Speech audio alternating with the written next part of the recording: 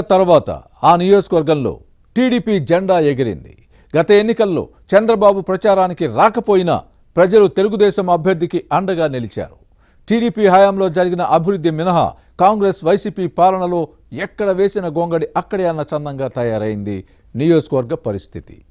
ఇంతకీ ఏదా స్థానం, ఎవరా ఎమ్మెల్యే, అక్కడున్న సమస్యలేంటి? మున్సిపాలిటీకి నిధులిస్తాం, సాగునీటి ప్రాజెక్టును పూర్తి చేస్తామన్న కూటమి ప్రభుత్వ హామీపై ప్రజలేమనుకుంటున్నారు? గతంలో మాదిరిగా నేతల మాటలు నీటి మూటలు అవ్వకూడదన్న జనం ఆకాంక్షను కూటమి పాలకులు నెరవేరుస్తారా? మాచర్ల నియోజకవర్గం పల్నాడు జిల్లాలో అత్యంత వెనుకబడిన ప్రాంతం. అభివృద్ధికి ఆమడ దూరంలో ఉంది. ప్రభుత్వాలు మారినా ప్రగతి మచ్చుకైనా కనిపించలేదు. కాంగ్రెస్, టీడీపీ, వైసీపీ ఇలా అన్ని ప్రభుత్వాలు నిర్లక్ష్యం చేశాయన్న విమర్శలు ఉన్నాయి. జగన్ సర్కార్ అయితే సమస్యలను అస్సలు పట్టించుకోలేదు. అయితే కూటమి సర్కారు వచ్చిన తర్వాత కొంత మార్పు కనిపిస్తోంది. వైసీపీ పాలనలో నిర్లక్ష్యానికి గురైన మాచర్ల నియోజకవర్గంలో నెలకొన్న ప్రజా సమస్యల పరిష్కారంపై సీఎం చంద్రబాబు ప్రత్యేక దృష్టి పెట్టారు. గత ఎన్నికల్లో టీడీపీ ఎమ్మెల్యే జోలకంటి బ్రహ్మారెడ్డి ప్రత్యేక శ్రద్ధ తీసుకుని ప్రభుత్వంతో మాట్లాడి నిధులు తెచ్చే విధంగా చూస్తున్నారు. ఇక్కడ ఒక విషయాన్ని గుర్తుపెట్టుకోవాలి.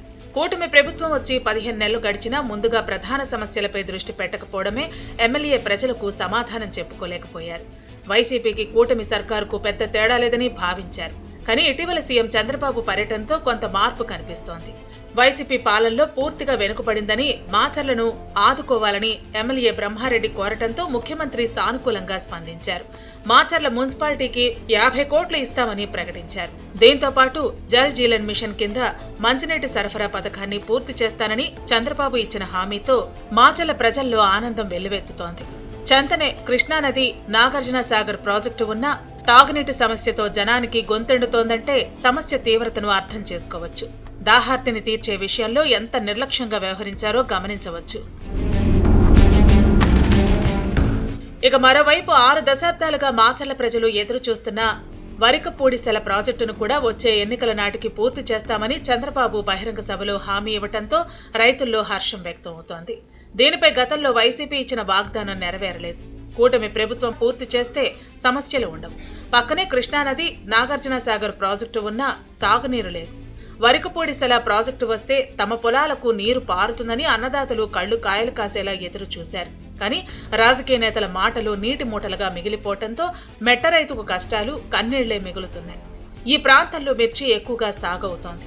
కానీ పురుగు మందులు ఎక్కువగా వాడతారు. వీటి అవశేషాలు ఉండటంతో కొనుగోళ్లలో సమస్యలు వస్తున్నాయి. ఈ విషయంలో రైతులకు సరైన అవగాహన లేదు. కొందరిలో అవేర్నెస్ ఉన్నా పంట దిగుబడుల కోసం పురుగు మందులు వాడతారు. మిర్చి బోర్డు ఏర్పాటు చేస్తే ఇలాంటి సమస్యలు కొంతవరకు పరిష్కారం అవుతాయి. సీఎం చంద్రబాబు దీనిపైన హామీ ఇవ్వడంతో అన్నదాతల్లో ఆనందం కనిపిస్తోంది. అయితే ఇది ఎప్పటికి నెరవేరుతుందన్నదే ఎవరూ చెప్పలేని పరిస్థితి. రాష్ట్రం నుంచి కేంద్రానికి ప్రతిపాదన వెళ్లాలి. సాధ్యాసాధ్యాలను పరిశీలించాలి. ఏపీ ప్రభుత్వం ఒత్తిడి తేవాలి. మిర్చి పండించే మరికొన్ని రాష్ట్రాలు ఇదే డిమాండ్ను లేవనెత్తుతున్న విషయాన్ని కేంద్రం పరిగణలోకి తీసుకుంటుంది. అప్పుడు ఏమవుతుందో ఎవరూ చెప్పలేని పరిస్థితి.